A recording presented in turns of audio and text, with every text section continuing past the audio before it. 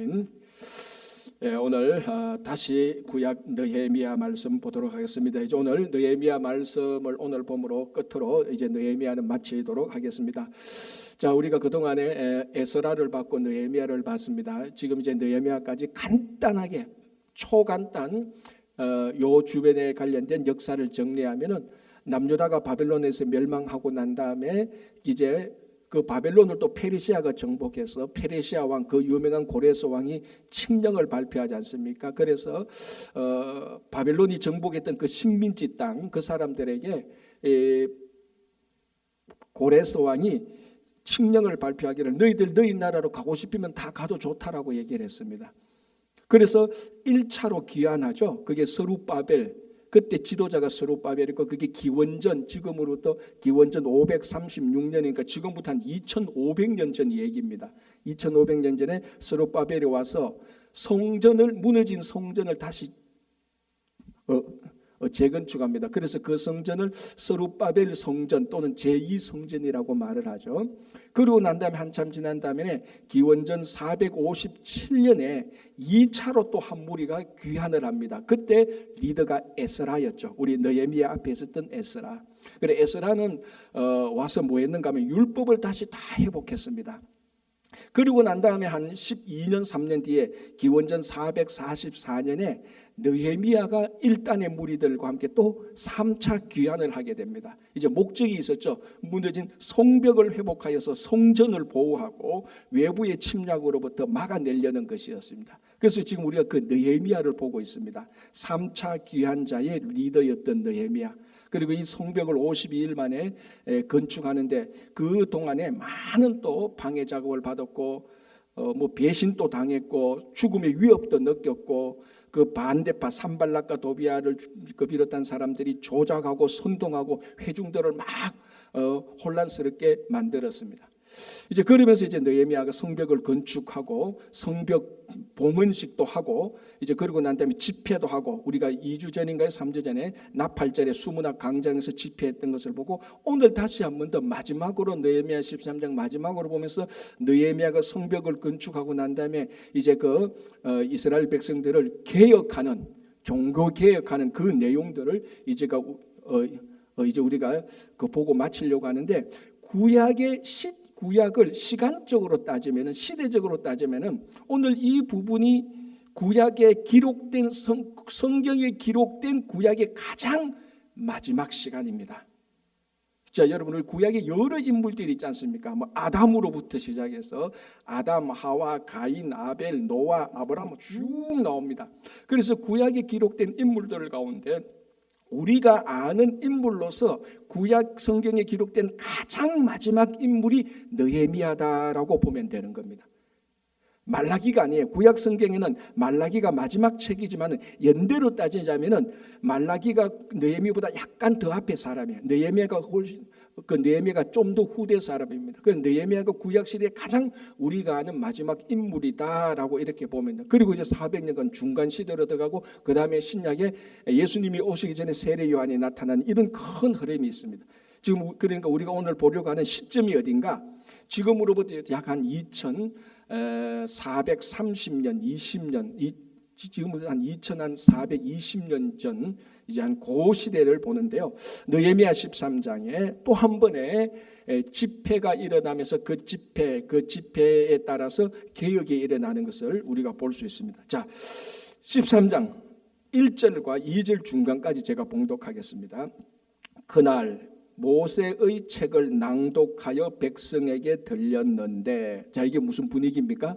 백성들이 모였고 모세의 책을 낭독했죠. 우리가 수문학 광장에서 학자 에스라를 모셔와가지고 말씀 사경했던 그 분위기하고 같은 분위기입니다. 자, 모세의 책을 낭독하여 백성들에게 읽어주었는데 그게 무슨 내용이 있었느냐 가운데 이제 합니다. 그 책에 기록하기를 암몬 사람과 모압 사람은 영원히 하나님의 총회에 들어오지 못하리니 이는 그들이 양식과 물로 이스라엘 자손을 영접하지 아니하고 도리어 발람에게 뇌물을 주어 저주하게 하였음이라.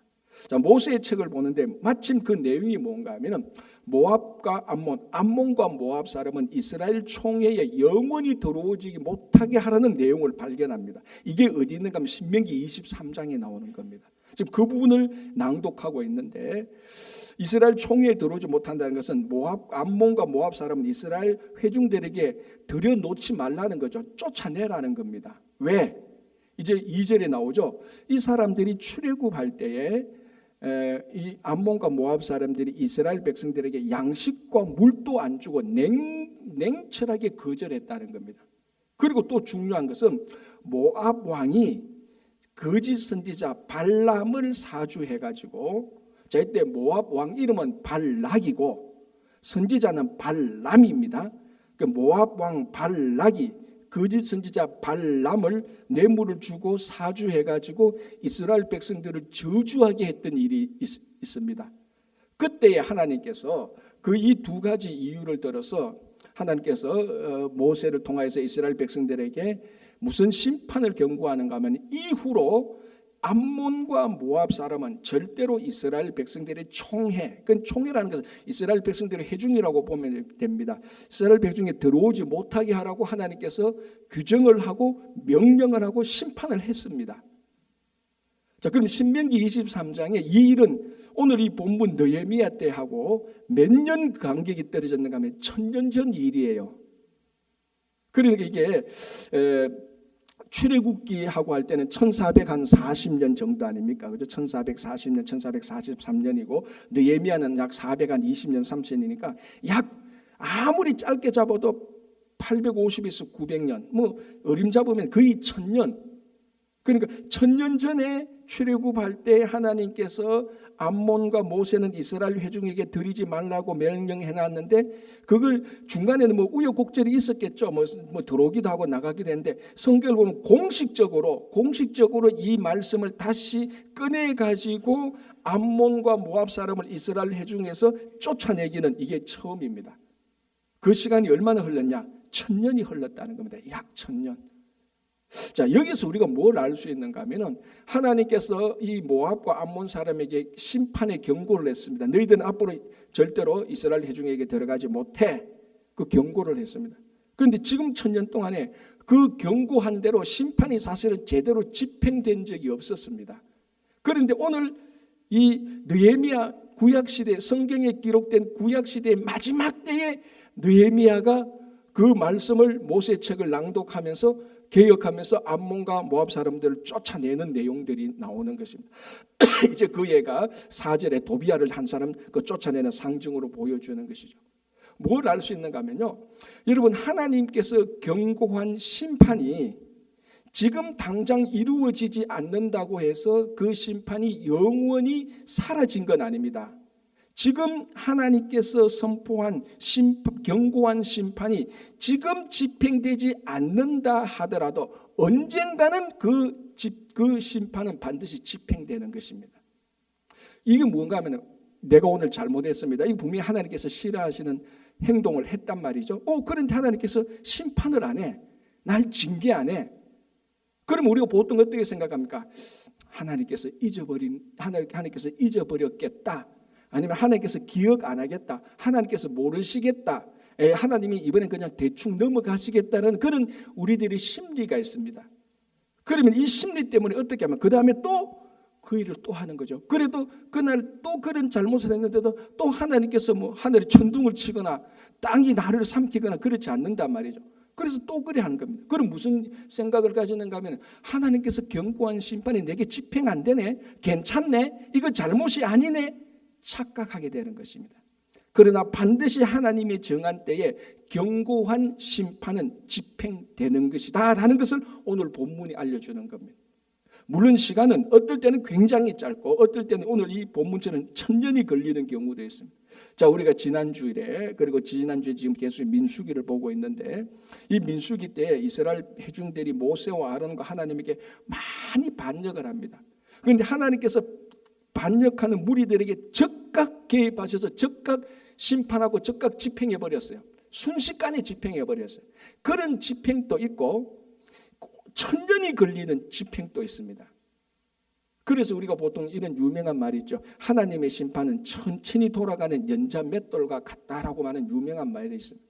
연자 맷돌은 천천히 돌아가지만요, 확실하게 분명히 돌아갑니다.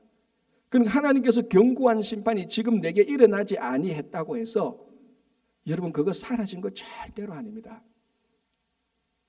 여러분들이 혹시 엄밀하게 우리 각자가 엄밀하게 하나님께 잘못했는데 이거 하나님께 회개하지 않고 이 회개에 대한 이 회개가 다른 사람들에 대해서 나쁜 영향을 끼쳤다면 거기에 가서 사과를 하거나 그 나쁜 것을 다시 보상하지 않고 내 혼자 나 이거 잘못했는데 하나님께서 모르시네 넘어가는갑다 라고 그렇게 생각해서는 안 된다는 겁니다. 반드시 집행되는 겁니다. 그 집행되기 전까지 우리가 해야 될 것이 뭐냐면 회개라는 것입니다.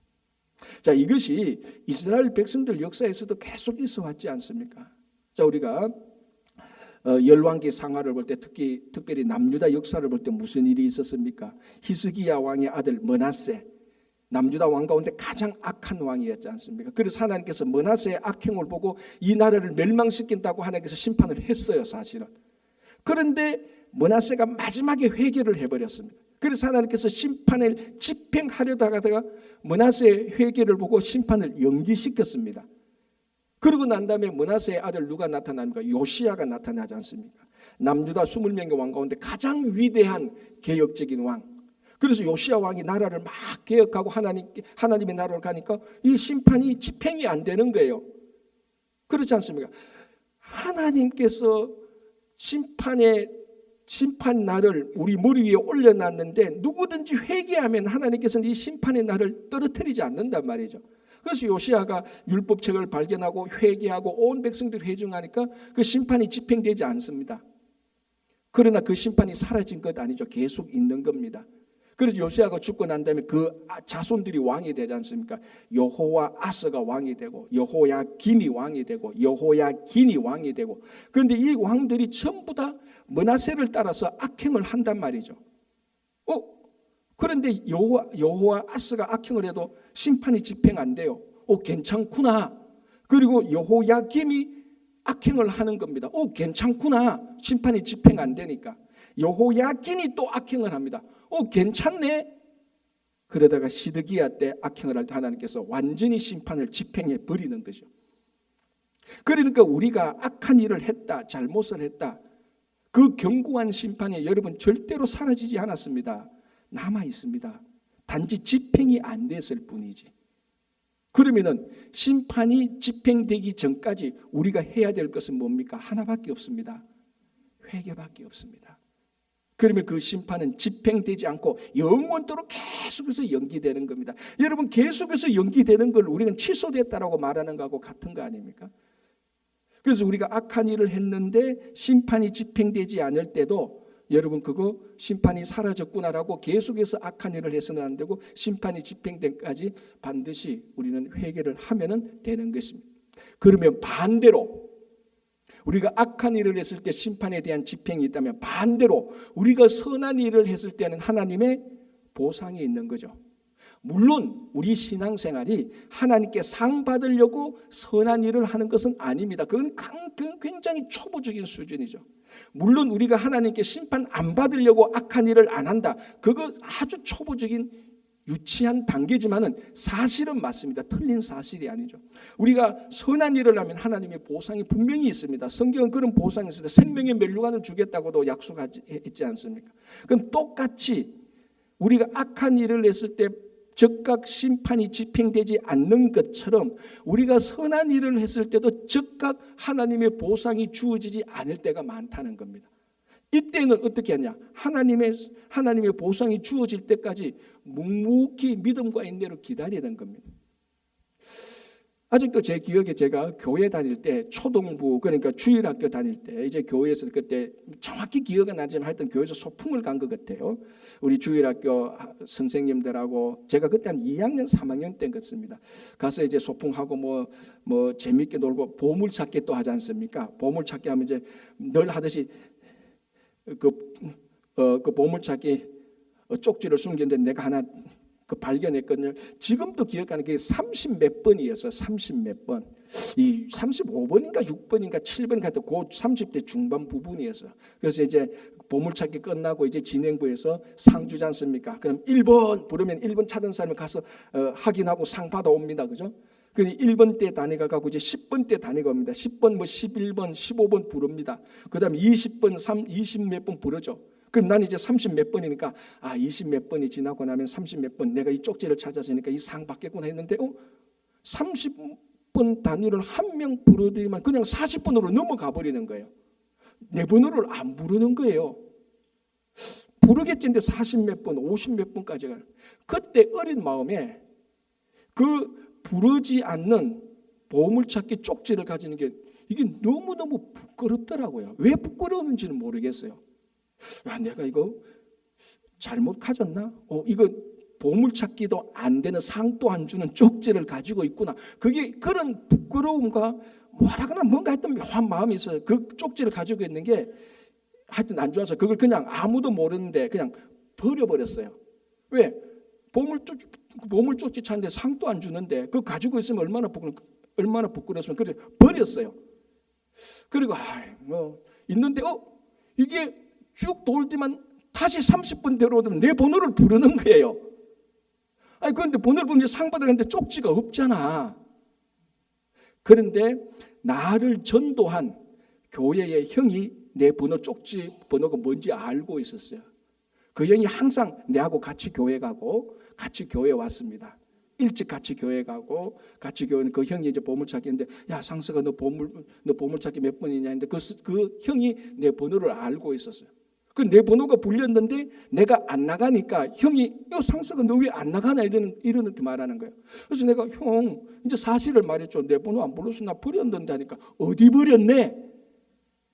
그래서 이제 그 형은 이제 그 형 아버지 어머니는 교회 이제 중직자니까 그 형이 이제 그 선생님한테 잠깐 기다리라고 지금 그 보물 쪽지 하나 찾았는데 다시 찾아올게 하는데 그 번호를 쪽지를 다시 그 내가 버린 데 가니까 뭐 오래지 않으니까 금방 찾을 수 있었죠. 그래서 찾아가지고 그 상을 다시 받았어요. 무슨 말입니까? 보상이 주어진다는 겁니다. 내가 생각한 그 타이밍에 보상은 안 주어질 수는 있지만은 이 쪽지, 그러니까 내가 보물찾기 쪽지를 찾은 이 쪽지에 대한 보상이 내가 계획하고 내 논리로 맞는 타이밍에는 이루어지지 않지만은 이 보상은 반드시 이루어진다는 겁니다. 집행된다는 겁니다. 그럼 어떻게 해야 됩니까? 기다려야죠. 선한 행동을 하고 보상이 안 준다고 해서 하나님이 없는가? 하나님이 왜 이러세요? 나 앞으로 교회 안 나갈래요? 나 성경 안 읽을래요? 나 이제 신앙 포기할래? 그게 아니고 하나님의 보상은 집행된다. 집행될 때까지 믿음과 인내를 기다리는 것입니다. 여러분 그러니까 우리 삶이 똑같은 거죠. 다시 말씀드리지만 우리가 벌 안 받기 위해서 악한 일을 하면 안 돼. 내가 상 받기 위해서 열심히 좋은 일을 해야 돼. 이 차원은 아주 유치한 차원이지만은 악한 일에 대한 심판의 집행이 있고 선한 일에 대한 보상의 집행이 있다는 이 사실 자체는 성경의 영원한 진리입니다. 그래서 오늘 정리하자면 우리가 악한 일을 했다고 해서 지금 심판이 집행 안 된다고 해서 마음 놓으시면 안 됩니다. 그 심판이 집행되기 전까지 반드시 회개하셔야 됩니다. 우리가 선한 일을 했는데 보상이 집행되지 않는다고 해서 낙담하지 마십시오. 믿음과 인내로 기다리시면 보상도 반드시 집행되는 것입니다. 그래서 오늘 보시면 이 암몬과 모압 백성들 영원히 총회로 들어오지 못하게 했는데 이게 공식적으로 오늘 느헤미야 때에 그것이 집행되는 겁니다. 시간은 우리가 볼 때는 시간이 1000년 흘렀지만 그러나 우리가 잘 아는 대로 하나님의 눈에는 1000년이 하루 같다 그랬습니다. 하나님 볼 때는 하루밖에 안 걸린 거예요. 우리가 볼 때는 1000년이 걸렸구나라고 말하지만 하나님이 보실 때는 하루 만에 집행해버린 거하고 마찬가지입니다. 그래서 우리의 잘못이 있다면 징계가 집행되기 전까지 회개하고 여러분들이 지금까지 선한 일을 했는데 보상이 집행되지 않는다고 해서 낙담하실 필요 없습니다. 믿음과 인내로 있으면 반드시 집행해 주시는 것이죠. 자, 13장 2절 중간에 제가 다시 한번 봉독하겠습니다. 여기에 도리어 발람에게 뇌물을 주어 저주하게 하였음이라. 그러나 우리 하나님이 그 저주를 돌이켜 복이 되게 하셨다 하였는지라라고 말합니다. 자, 이게 무슨 사건인가 하면은 민수기 22장, 23장, 24장 출애굽 때, 그리고 이 본문으로부터 천년 전으로 지금 거슬러 올라가는 겁니다. 우리로서는 3,500년 전으로 거슬러 올라가는 거죠.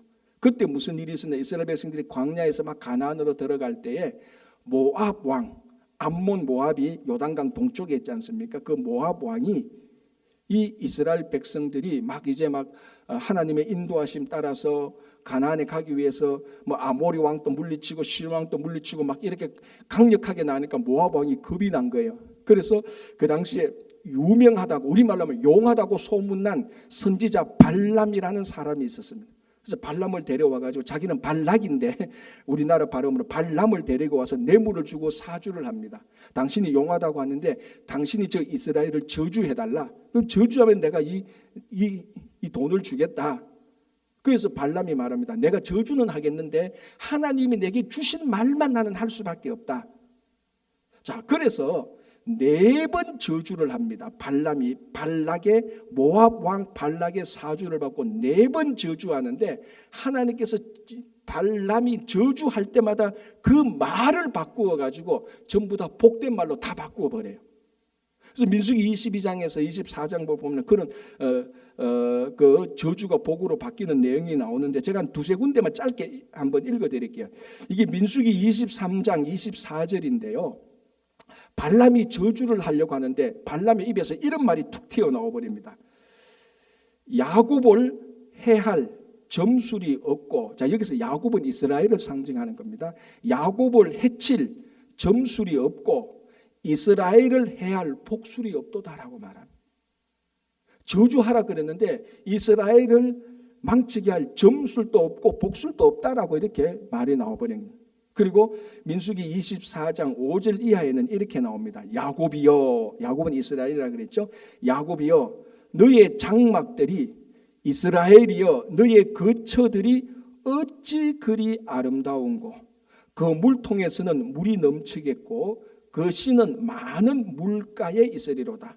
그의 왕이 아각보다 높으니 그의 나라가 흥왕하리로다. 저주하라 그랬는데 오히려 야곱의 나라가, 이스라엘이 흥왕하겠다고 축복이 되어버린 겁니다. 하나 더 볼게요. 민수기 24장 17절인데요. 이 발람의 입에서 이런 말이 나옵니다. 한 별이 야곱에게서 나오고 한 규가, 규는 지휘의 상징이죠. 지도자의 상징이죠. 한 규가 이스라엘에게서 일어나서 모압을 이쪽에서 저쪽까지 쳐서 무찌르고 이렇게 됩니다. 우습지 않나요, 여러분? 지금 모압 왕이 발람을 사주해서 이스라엘을 저주하라고 했는데, 저주하겠다고는 선지자가 뭘 말합니까? 이스라엘이 모압을 이쪽에서 저쪽까지 쳐서 다 멸망시키겠다고 말합니다. 아니, 우리를 위해서 저주했는데 우리가 오히려 모압이 지금 저주를 받게 되는 이런 꼴이 되어버렸어요. 그래서 하나님께서 이 발람 선지자의 저주를 축복으로 다 바꾸었다라고 오늘 본문이 얘기를 하고 있는 것입니다. 저주가 축복으로 바꾸어진 것. 이거 굳이 우리 한자 용어로 하면 제가 좋아하는 말 아닙니까? 전화위복이 된 겁니다. 여러분, 성경의 많은 역사들을 여러분들께서 한번 보십시오. 얼마나 많은 하나님께서 인도하시는 우리 인간의 역사가 전화위복으로 바뀌는지. 아브라함도 그렇고요, 야곱도 그렇고요, 특별히 요셉 한번 보십시오. 여러분, 요셉이 형들에게 노예로 팔려서 애굽으로 가지 않습니까? 그 얼마나 수치스러운 일이고 인생에 부끄러운 일이고, 오늘 본문에 말하면 얼마나 저주스러운 일입니까? 보디발이 집에 갔는데 열심히 일했는데 보디발의 아내로부터 유혹을 받아 그 유혹을 뿌리쳤는데 오히려 자기를 급탈하게 했다고 해서 모함을 받아서 감옥에 가게 되는 겁니다. 얼마나 불행한 일이고 저주스러운 일입니까? 그 감옥에서 술 맡던 간원을 맡아서 이 술 맡던 간원이 다시 그 복직되게 될 때 자기 억울한 것을 왕에게 얘기해 주겠다고 술 맡던 간원이 철석같이 약속했는데 그거 잊어버리고 또 그 감옥에서 2년 동안 더 있습니다. 그 감옥에서 우리 보통 사람 같으면 어떻겠습니까? 내 인생이 왜 이러냐? 하나님께서 그러면 그때 내게 준 꿈은 뭐냐? 뱃단들이 내게 저하고 해와 해, 달, 별이 내게 절하는 그거 뭐냐? 이 인생 아주 우리말로 하면 더럽게 꼬였구나. 그냥 여기서 뭐 양념물이라도 먹고 죽을까? 온갖 궁상스러운 생각을 다 했을 거라고, 일반 사람 같아. 그런데 그 저주스러운 감옥 생활이 하나님의 시간이 되니까 그 감옥에 있었기 때문에 한순간에 애굽의 총리가 된 것 아닙니까? 그 저주와 그 악한 일들이, 그 악하게 행해졌던 일들이 전부 다 하나님의 축복으로 다 바뀌어진 것이. 여러분, 이제 우리 느헤미야 끝나고 다음에는 에스더를 보겠는데요. 에스더하고 모르드게 있지 않습니까? 하만, 에돔 족속 하만이 모르드게를 죽이려고 장대를 준비하고 장대에다가 모르드게의 목을 달려고 했지 않습니까? 하나님께서 어떻게 바꿉니까? 그 저주를 축복으로 바꿔줘서 모르드게가 페르시아의 총리가 되고, 모르드게의 목을 달려고 했던 그 장대에 하만의 목이 도로 달리게 되는 일이 일어나는 거예요. 성경은 이런 일을 찾아보면요, 수두룩 빽빽합니다. 저주가 축복으로 바뀌는 거예요. 여러분, 이게 성경에만 있는 일입니까? 우리 일상 속에서도 다 있는 일입니다. 일상 속에서도. 제가 몇 개월 전에 이런 얘기를 들었습니다. 우리 한국의 그 아주 유명한 과학자, 생물학자인데 최재천 교수라는 분인데, 그 자기 스승에 대한 얘기가 유튜브에 따라 어떻게 알고리즘을 찾아가서 했는데, 이 에드워드 윌슨이라는 아주 유명한 생물학자가 있습니다. 세계적인 개미 연구자의 최고 권위자고요. 뭐 전문 용어로 말하면 사회생물학의 분야를 개척한 사람입니다. 에드워드 윌슨이라는 하버드 대학 교수, 이제는 은퇴했고 이제 돌아가셨죠. 근데 이분의 어릴 적 시절이 굉장히 불우했습니다. 6살인가 7살 때 부모님들이 다 이혼하고요. 아버지는 이 윌슨의 고등학교 때 근총으로 자살을 하게 되는 겁니다. 알라바마 출신이고, 미국에서도 알라바마가 좀 가난한 주 아닙니까? 그래서 부모가 이혼하니까 이 윌슨이라는 아이를 할머니 댁에 보내는 겁니다. 그래서 할머니 댁 촌에서 이제 놀다가 하루는 이 에드워드 윌슨이 자연을 너무 좋아하기 때문에 자연에 나가서 낚시를 하다가 도미 한 마리를 낚았는데, 이게 잘못돼서 도미 등 지느러미에 있는 조그만 가시가 오른쪽 눈에 약간 박혔어요. 보통 같으면 그 병원에 가서 그 이머전시 가서 그 치료하면 금방 회복될 이런 건데, 이게 그게 좀 아프다 불편하다 이 정도니까 그 깡촌에서 병원 가겠습니까? 그걸 그냥 방치해 놨는데, 이 방치해 놓은 것이 화근이 되어서 오른쪽 눈이 완전히 실명이 되어 버렸어요. 어릴 때. 그러니까 여러분, 이게 얼마나 불우합니까? 부모 이혼했죠, 실명했죠, 잘 돌보는 아이도 잘 돌보지 않죠. 그래서 한쪽 눈이 완전히 실명되니까 왼쪽 한쪽 눈으로 큰 짐승을 못 보는 겁니다. 예를 들면 코끼리나 이런 기린이나 이런 짐승을 연구할 눈이 안 되는 거예요. 그 한쪽 눈 가지고 고작 있는 것은 조그만 곤충을 딱 잡아서 자세히 보는 거. 이거밖에 안 될 그런 이 시력의 구조가 되었다는 겁니다. 바로 그 해에 한쪽 눈을 실명해서 그 해에 플로리다 펜사콜라 가다가 땅을 봤는데 개미들이 줄지어서 막 가는 겁니다. 왜 우리 가끔 그런 거 보지 않습니까?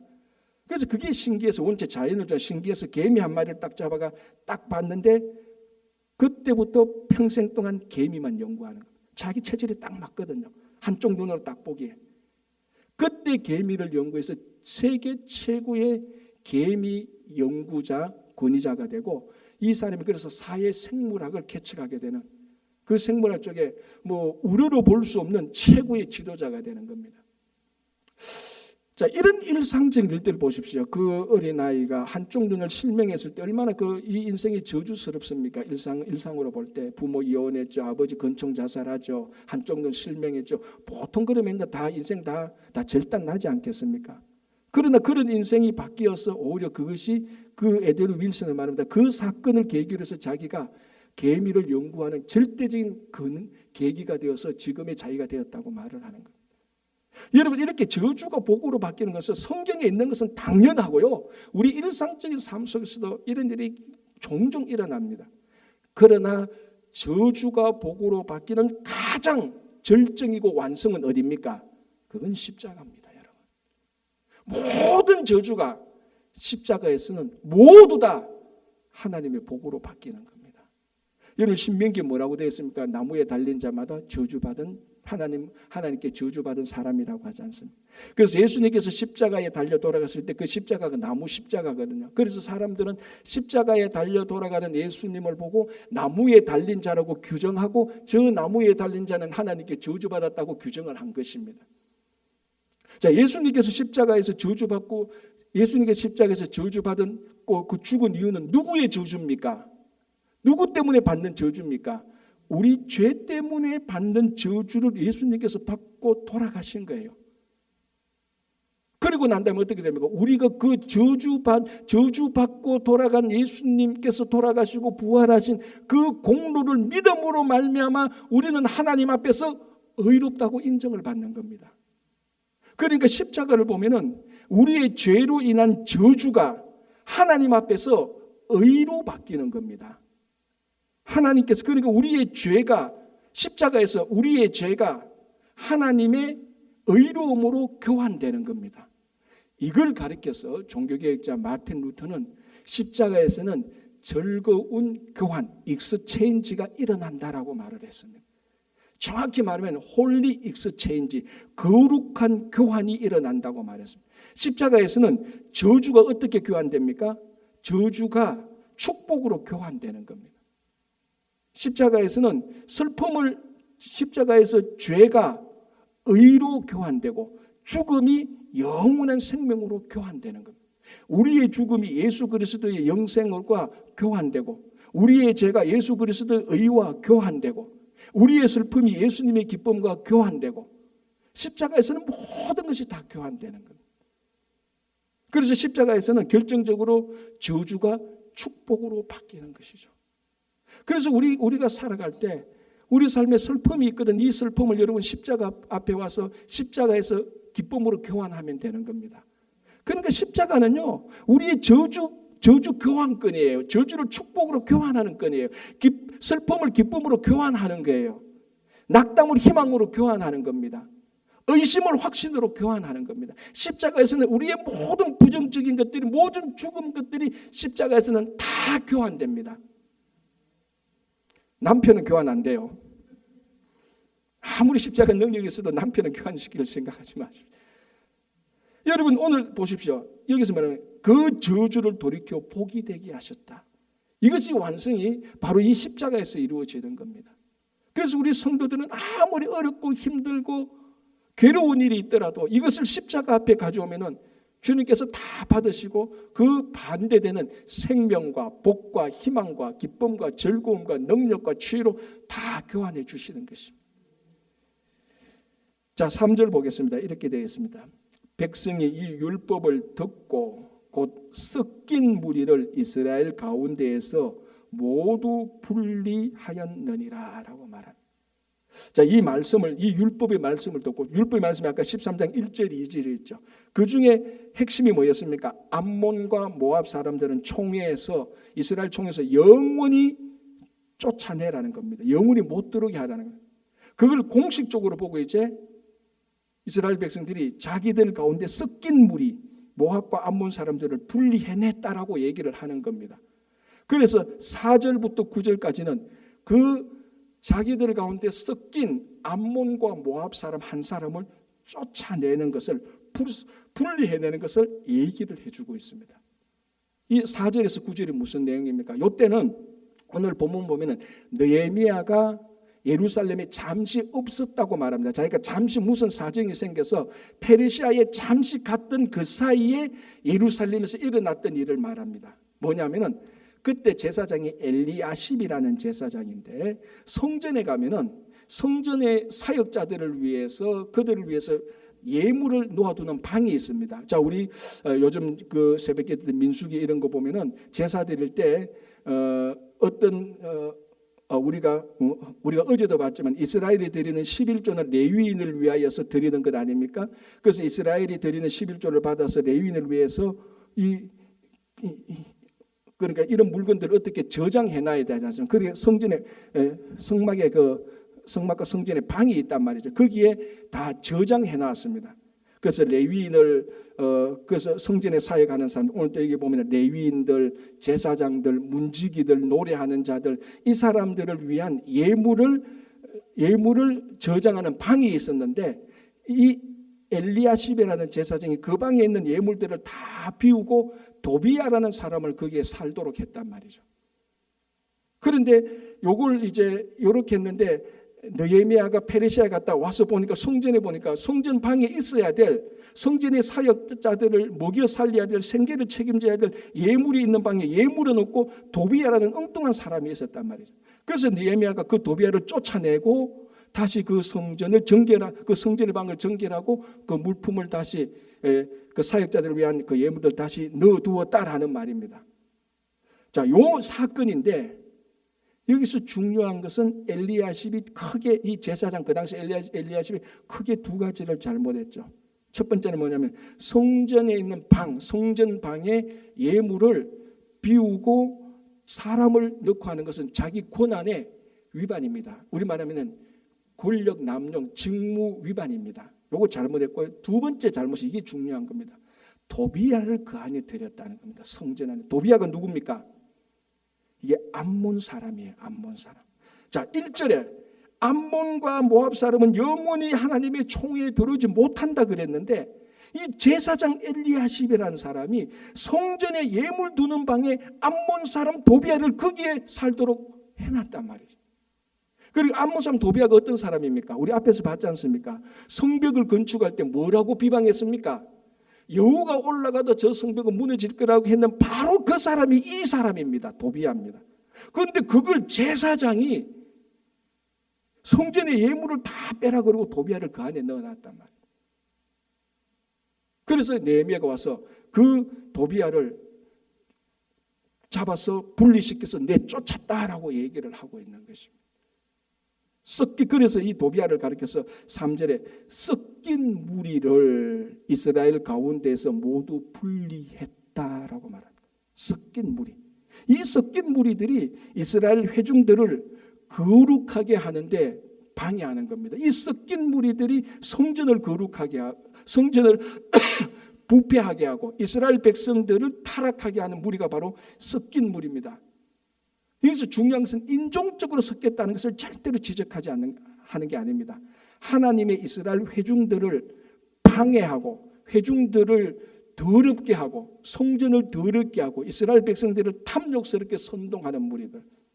민수기 11장에 보면은 출애굽하다가 이스라엘 백성들이 한번 모세와 아론에게 나와서 우리도 고기를 달라고 해서 전 회중이 반역하는 사건이 일어납니다. 그 장소가 기브롯 핫다와죠. 이 우리에게 고기 달라고 요청하는 이 사건이 왜 일어났는가 하면은 그 이스라엘 백성들 가운데 섞인 무리들 일부가 탐욕이 일어나서 불만하지 않습니까? 우리 새벽기도 때 살펴본 대로 우리가 애굽에서는 고기도 공짜로 먹었는데, 애굽에서 이 모든 거 다 공짜로 먹었는데 지금 이 광야에는 만나밖에 안 먹는단 말이죠. 이 만나, 이거 가시 같고도 이거 뭐가 무슨 힘이 나느냐, 우리에게도 고기를 달라라고 해서 이스라엘 온 회중이 하나님께 저항했던 적이 있습니다. 그래서 하나님께서 진절머리 나도록 메추라기를 준 적이 있지 않습니까? 그때 하나님께서 반역했던 이 반역을 주도했던 사람이 섞인 무리였습니다. 탐욕을 부추기고 이스라엘 백성들의 회중들을 부패시키는 무리들. 그게 오늘 본문의 대표적으로 암몬 사람 도비야인데, 느헤미야가 성전방에서 도비야를 분리시켜서 쫓아내었다라고 말을 하고 있는 것입니다. 여러분, 우리 안에 이 도비야와 같은 사람들이 항상 있습니다. 우리 각자 안에 탐욕을 부추기거나 우리가 하나님 앞에 거룩하게 살아가는데 거룩하게 살지 못하도록 부패하거나 우리 자신을 속이거나 의심하게 만들거나 분리시키게 만들거나 하는 도비야들이 우리 각자에 있습니다. 오늘 이 느헤미야를 비롯한 이스라엘 백성들이 바로 이 도비야와 같은 섞인 무리, 하나님께 우리가 온전히 예배드리고 하나님께 온전히 거룩한 자녀로 살아가는데 혼탁하게 만들고 하나님께서 주신 것에 감사하게 살아야 되는데 탐욕을 부추기는 우리 안에 도비야와 같은 것을 모두 분리시켜야 되는 것을 얘기하고 있는 것입니다. 여러분, 제가 좋아하는 4칸짜리 만화가 있습니다. 첫째 칸에 이렇게 나옵니다. 한 성도가 기도합니다. 예수님 내 안에 들어와 계십시오 기도합니다. 첫째 칸. 둘째 칸이 나옵니다. 내가 너 안에 들어가 봤다라고 나옵니다. 둘째 칸에. 셋째 칸에 이 회중이 그런데요 이렇게 딱 질문을 합니다. 넷째 칸이 뭡니까? 갑갑하더라. 내 죽을 뻔했다라고 말합니다. 그리고 그 넷째 칸에 그림을 그려놨는데 성도의 그림인데 마음 상태를 보여줍니다. 돈, 물질, 권력, 인기, 영예, 탐욕 이런 것들을 가득하게 마음의 상태를 보여줍니다. 네 칸짜리 만한데요. 정확히 우리들의 심령을 보여주는 것이죠. 오늘 이 느헤미야가 종교개혁을 마지막으로 하면서 자기들 안에 섞인 무리들, 탐욕적인 무리들, 거룩을 방해하는 무리들, 이간질하는 무리들, 이런 도비야와 같은 사람들을 분리시켰다라고 말합니다. 우리 안에 이런 것들이 가득 차면은 예수님께서 못 들어오지 않습니까? 이런 것들 우리 안에 분리시켜야 우리 안에 정말 예수님이 오셔서 편안하게 우리와 함께하는 것입니다. 늘 우리가 그 네 칸짜리 만화처럼 내 안에는 세상의 온갖 것들 다 채워서 깍깍 채우고 난 다음에 주님 내 안에 들어오십시오라고 말하면 주님이 들어올 틈이 어디 있겠습니까? 못 들어오지 않습니까? 다시 한번 오늘 이 본문을 보면서 우리 안에 있는 도비야를 쫓아내는 그런 성도들 되어서 각자 하나님 앞에서 거룩한 가정과 교회가 되기를 간절히 바랍니다. 기도하겠습니다.